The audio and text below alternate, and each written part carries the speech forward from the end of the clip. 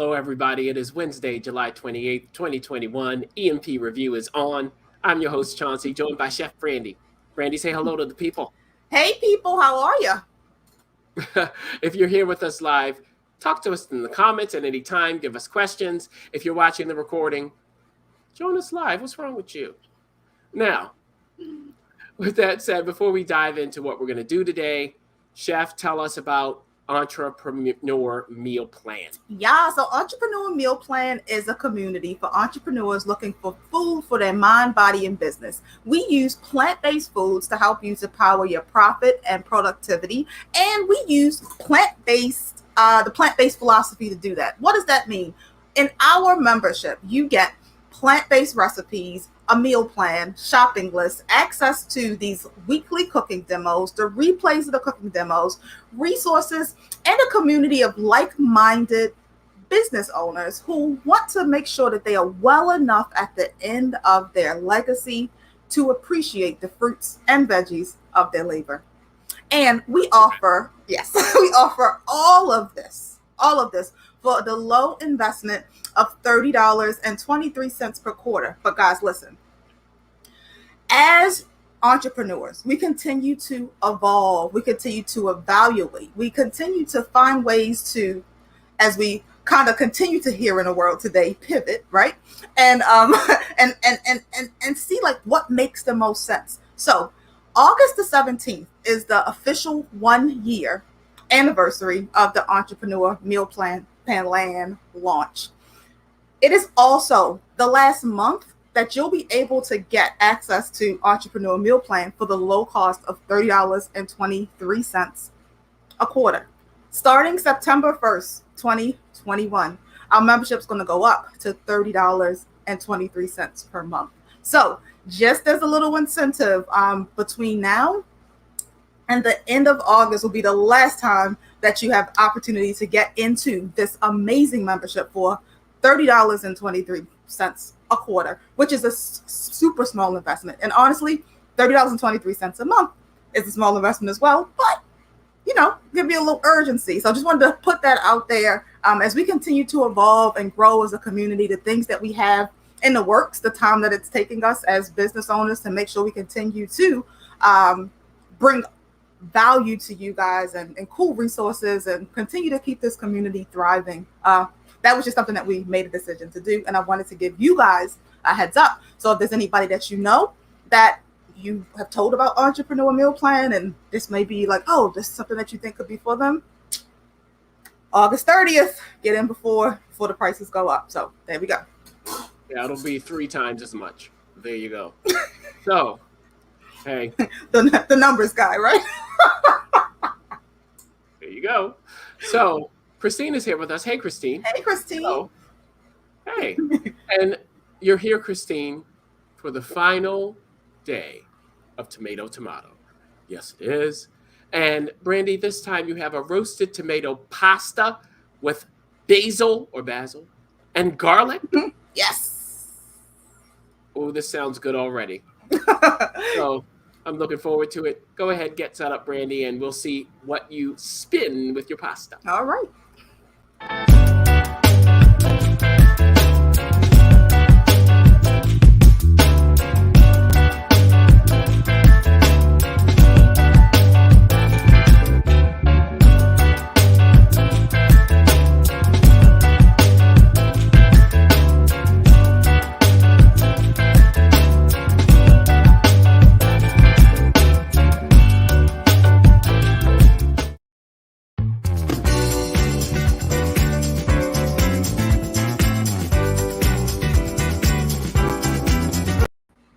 All right, guys. So this is the last week of Tomato, and all of the dishes so far have been raw dishes. So I thought it would be kind of cool to end this theory with a cooked version of this yummy fruit botanically. We think about it as a vegetable, but botanically it is a fruit.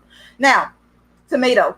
Roasted tomatoes are super yummy. You know why? It gives us the opportunity to cook down the water that's in the tomato or cook out the water and really taste like the goodness that this tomato offers, right? Kind of like when you make tomato sauce, or even if you don't make tomato sauce, but you make spaghetti, right?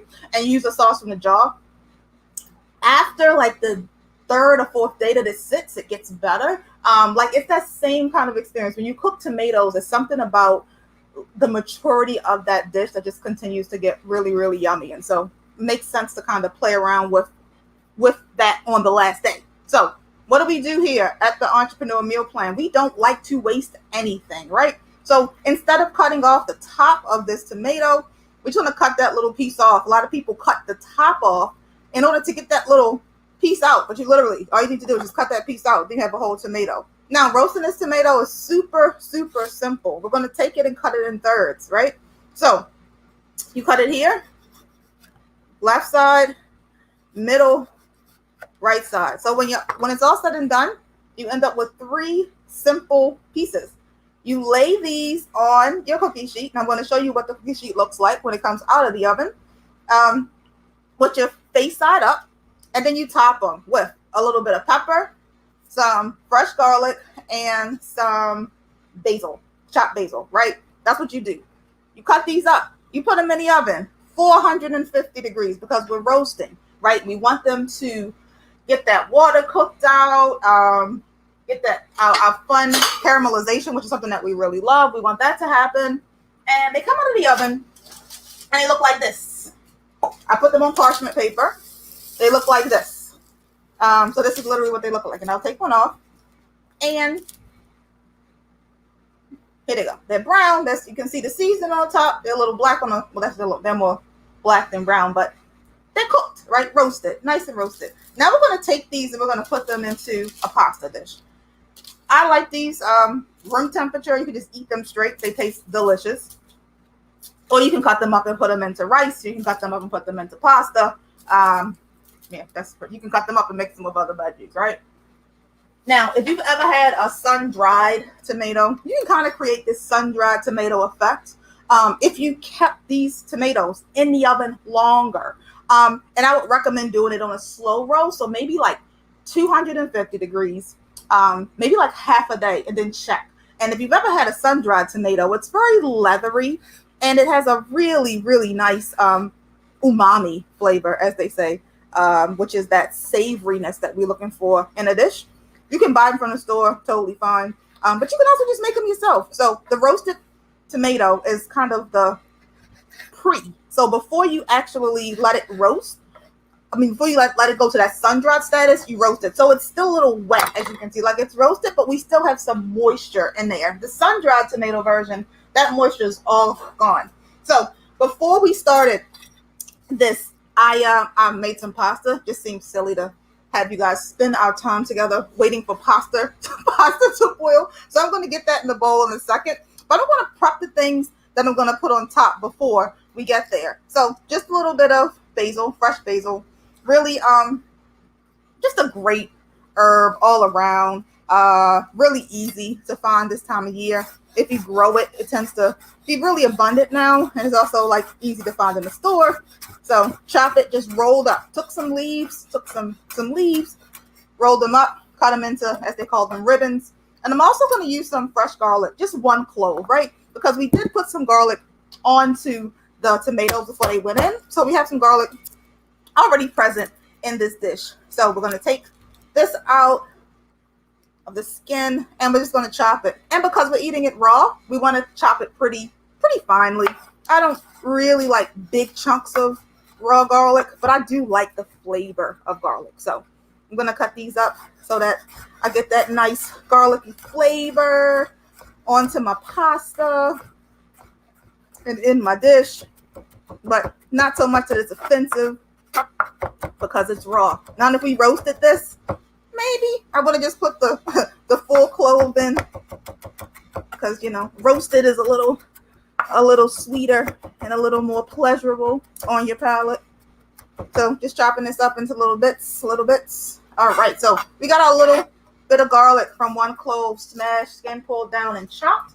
I'm going to take a handful of this pasta that I made beforehand, bring it into the bowl. Just some pasta, regular old. Now this is spaghetti. Now, growing up, we were a thin spaghetti household. Like we always got thin spaghetti. And I actually like thin spaghetti, but sometimes I want the bite of like spaghetti. So I ended up getting spaghetti for this dish. In the store, I believe it's number 8. The thin is number 9. So just a that's just the when you make pasta from scratch. There's a machine that it comes through, and then like the tips, similar to like if you were decorating a cake and you have to put the little tips on there.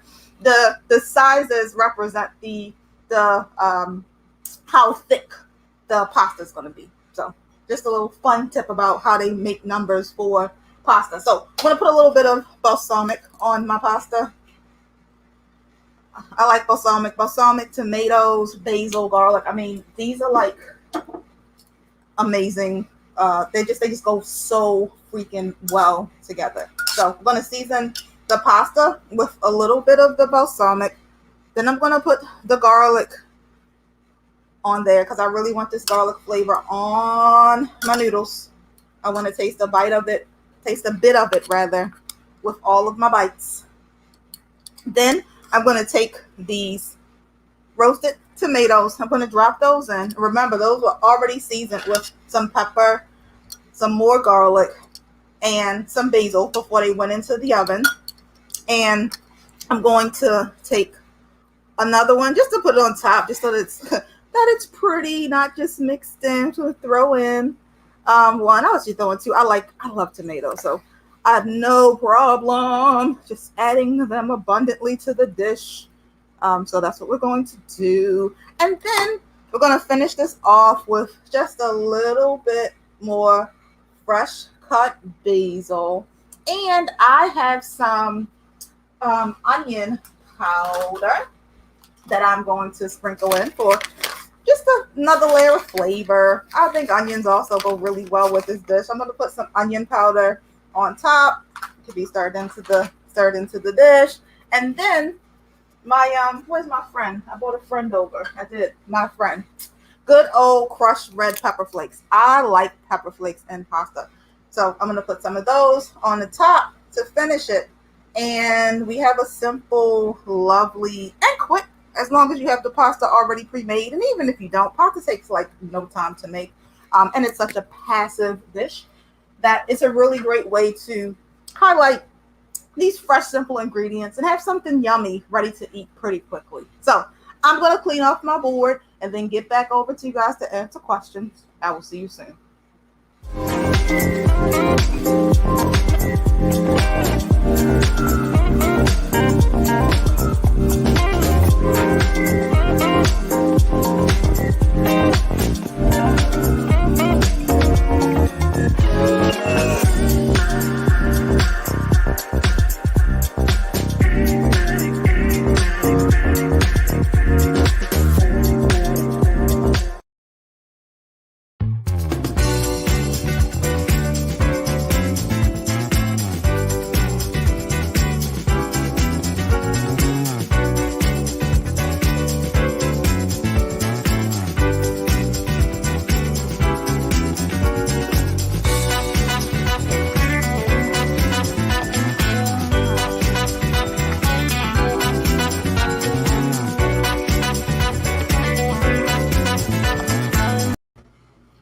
Right. Oh, a home run as usual.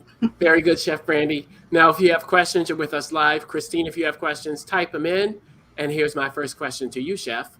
If you're going to cook something when it's hot outside, what's best?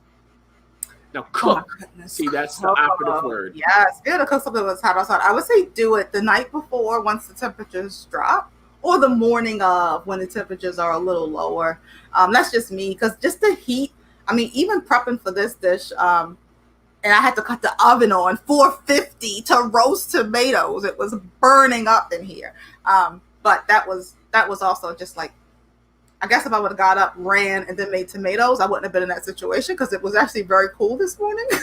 But I didn't. So preferably early morning or late night. That's preparation. Now, second question. How can you determine the best pasta to choose for a dish? The best pasta, it's really preference, and it's preference of texture and also like sauce, I would say. So if you there's some things that just hold sauce better. Like some noodles that just kind of hold sauce better depending on the type of sauce. So that's one way that you kind of think about it. And also sometimes it's just about your visual, like the bow tie pasta. I think it's called farfalle. I think that's the technical name for it. Like it's just cool. Farfalle. Like it just looks cute, right? The same with the rotini, the swirly pasta. Like I mean, does it matter? Sometimes it's a visual decision, and then sometimes it's about the best vehicle for your sauce. Yes, exactly. Now, Christina's saying use a toaster oven when it's hot outside. That's a great idea, and I usually do. Yeah, or maybe like maybe if you don't want to go outside and grill, a griddle or something like that. Yeah. All right.